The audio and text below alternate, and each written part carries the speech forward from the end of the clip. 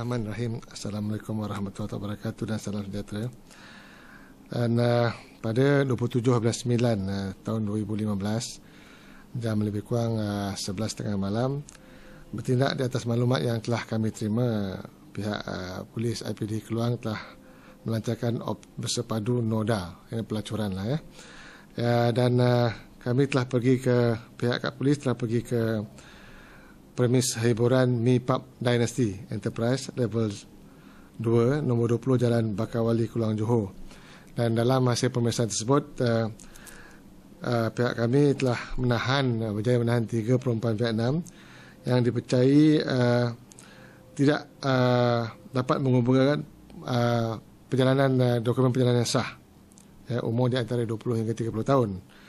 Dan hasil daripada serbuan itu juga telah menahan satu lelaki Cina kerana dipercayai menggaji pekerja asing tanpa permit yang sah.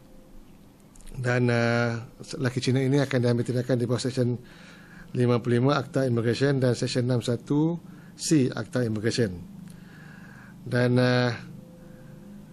kesemua tangkapan ini dibawa balik ke Balai Polis KIPD Keluang untuk tindakan selanjutnya. Bagi operasi NODA pelacuran ini, operasi ini akan berterusan bagi tujuan membentas kegiatan pelacuran dan kegiatan-kegiatan yang tak bermoral di kawasan daerah Keluang.